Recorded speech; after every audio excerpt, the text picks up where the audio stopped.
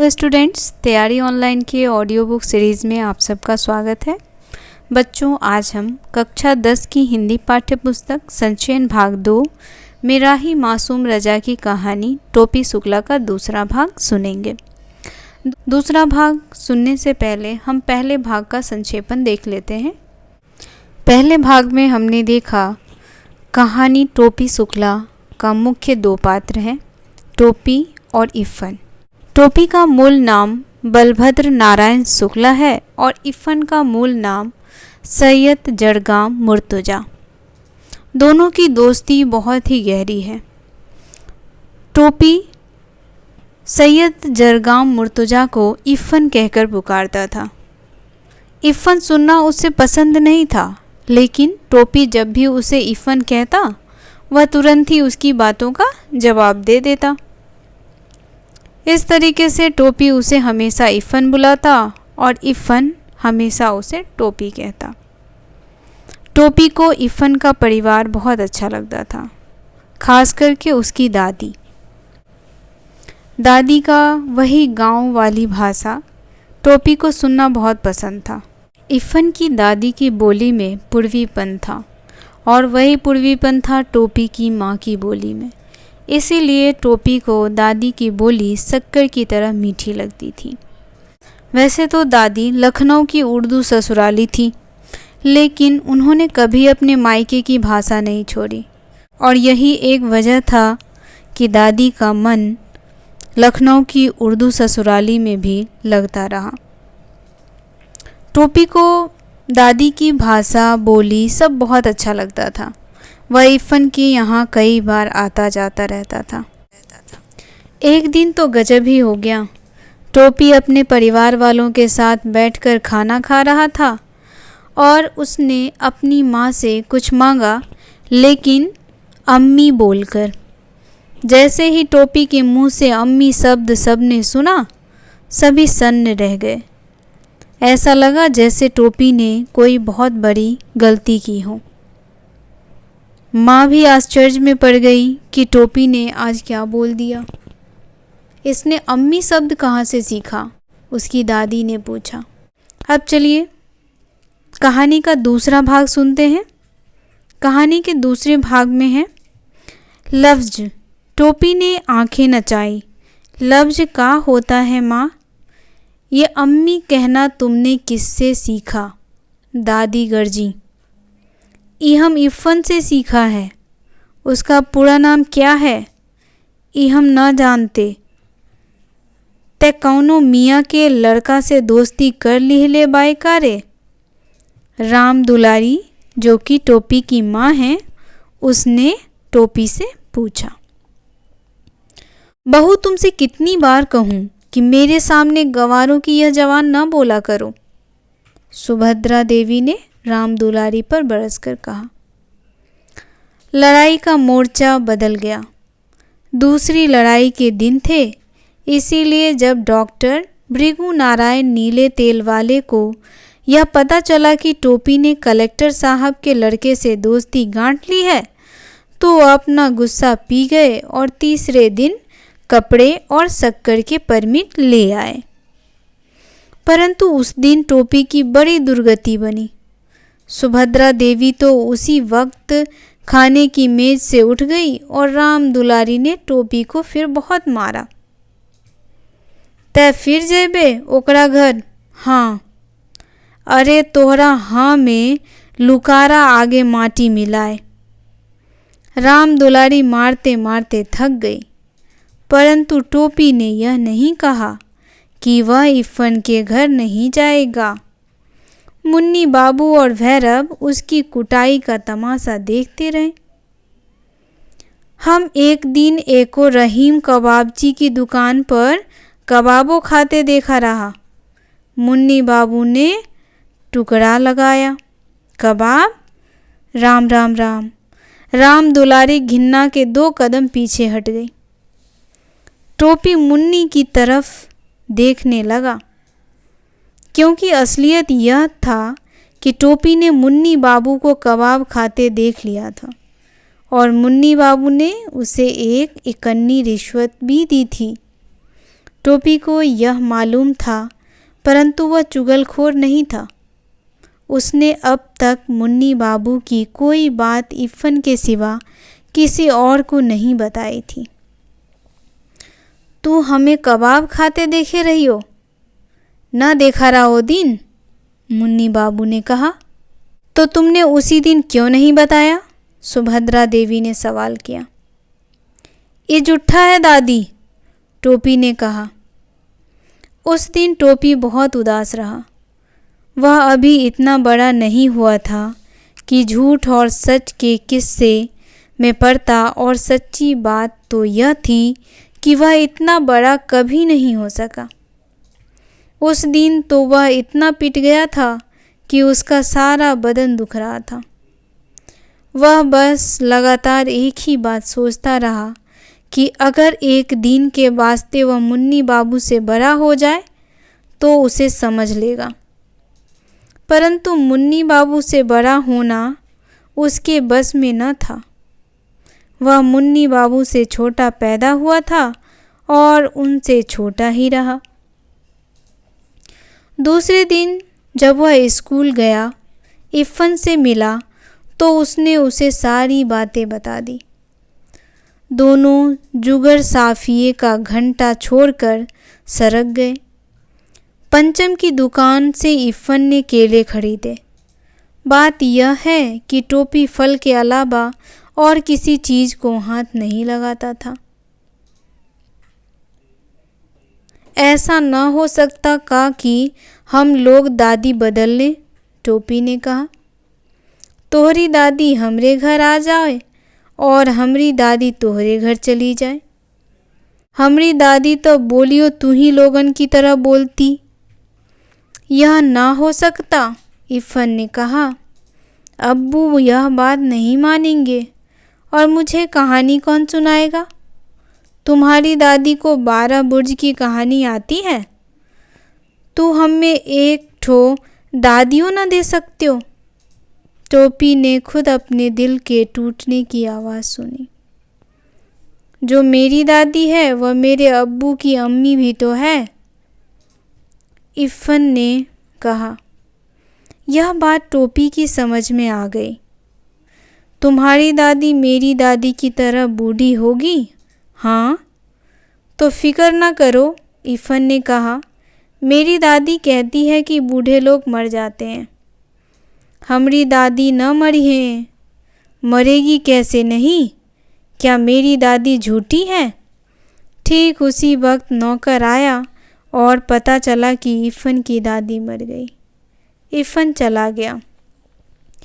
टोपी अकेला रह गया। वह मुंह लटकाए हुए जिम्नेजियम में चला गया। बूढ़ा चपरासी एक तरफ बैठा बीड़ी पी रहा था। वह एक कोने में बैठकर रोने लगा। शाम को वह इफ़न के घर गया तो वहाँ सन्नाटा था।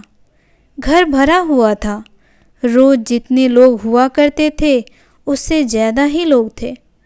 परंतु एक दादी के न होने से टोपी के लिए घर खाली हो चुका था, जबकि उसे दादी का नाम तक नहीं मालूम था।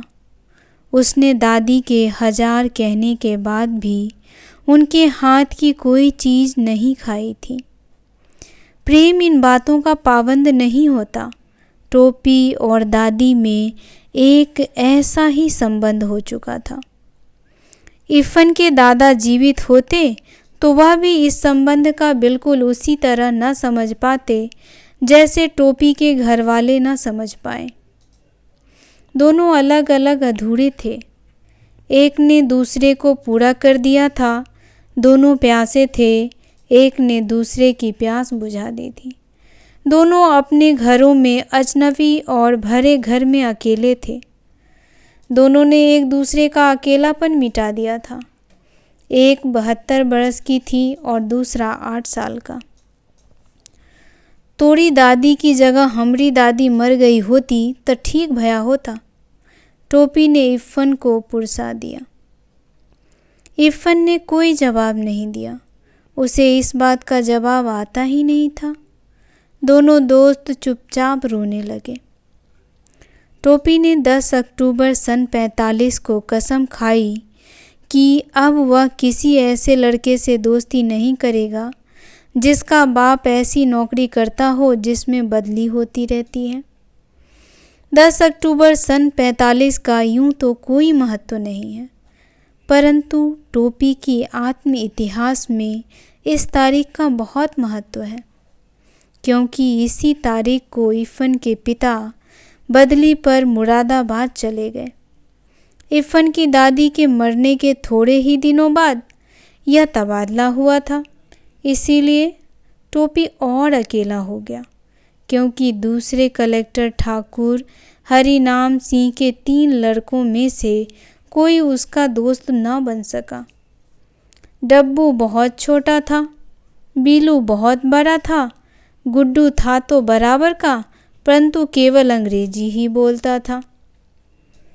और यह बात भी थी कि उन तीनों को इसका एहसास था कि वे कलेक्टर के बेटे हैं। किसी ने टोपी को मुंह नहीं लगाया। माली और चपरासी टोपी को पहचानते थे, इसीलिए वह बंगले में चला गया। बीलू, गुड्डू और डब्बू उस समय क्रिकेट खेल रहे थे। डब्बू ने हिट किया, गेंद सीधी टोपी के मुंह पर आई। उसने घबराकर हाथ उठाया, गेंद उसके हाथों में चला गया। House that? Head Mali umpire था, उसने उंगली उठा दी। वह बेचारा केवल इतना ही समझ सका कि जब हाउस दैट का शोर हो तो उसे उंगली उठा देनी चाहिए। Who are you? डब्बू ने सवाल किया। बलभद्र नारायण, टोपी ने जवाब दिया। Who is your father? यह सवाल गुड्डू ने किया।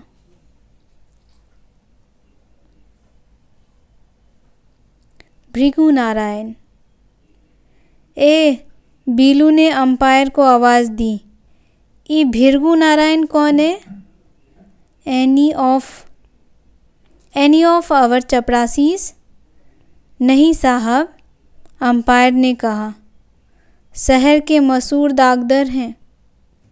You mean doctor? डब्बू ने सवाल किया। यस सर, हेड माली को इतनी अंग्रेजी आ गई थी। But he looks so clumsy, Billu बोला। टोपी अकर गया। तनी जवनिया संभाल के बोलो, एक लप्पर में नाचे लगी हों। ओ यू, बिल्लू ने हाथ चला दिया।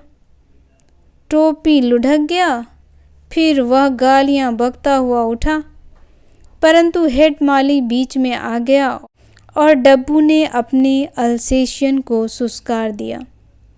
पेट में 7 सुइयां भूकी तो टोपी के होश ठिकाने आए और फिर उसने कलेक्टर साहब के बंगले का रुख नहीं किया। परंतु प्रश्न यह खड़ा हो गया कि फिर आखिर वह करे क्या? घर में ले देकर बूढ़ी नौकरानी सीता थी, जो उसका दुख दर्द समझती थी, तो वह उसी के पल्लू में चला गया और सीता की छाया में जाने के बाद उसकी आत्मा भी छोटी हो गई।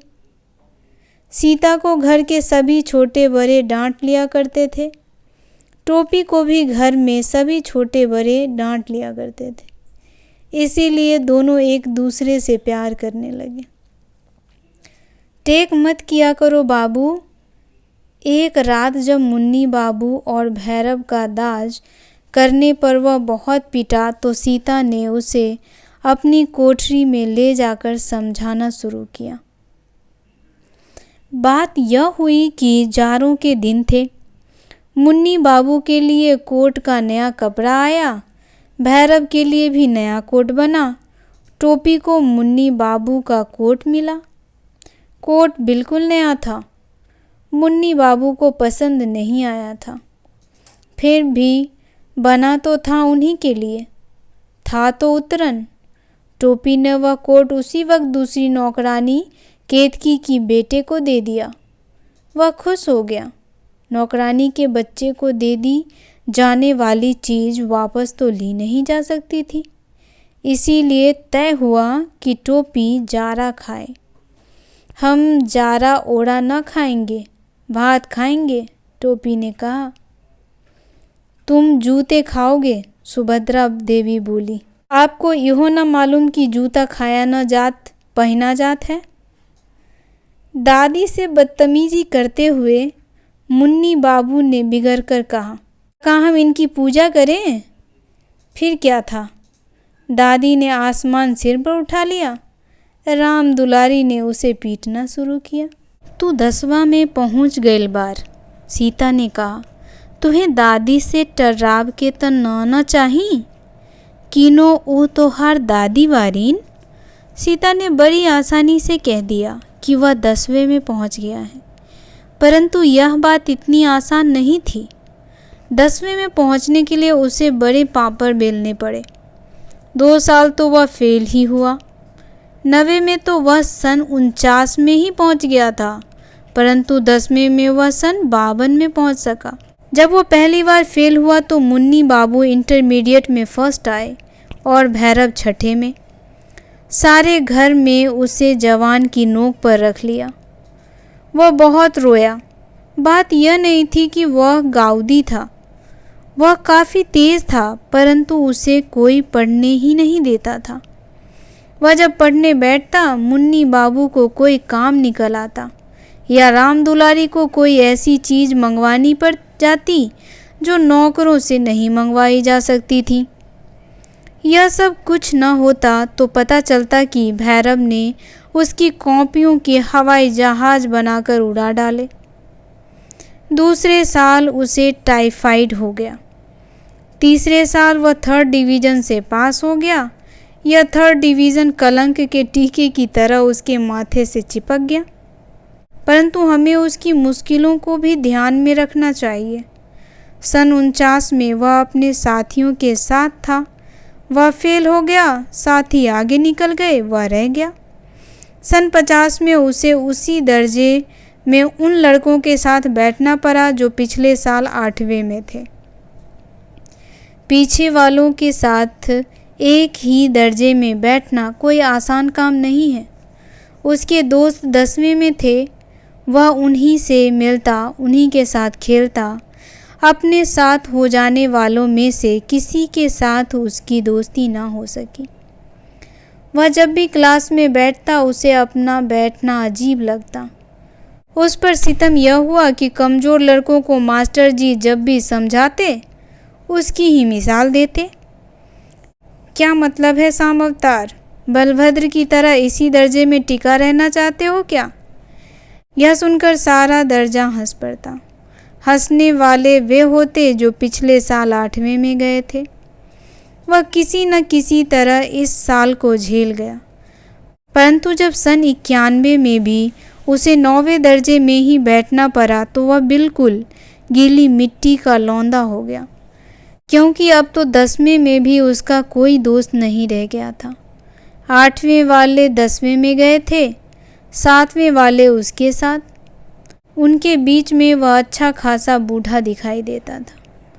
वह अपने भरे पूरे घर की ही तरह अपने स्कूल में भी अकेला हो गया था।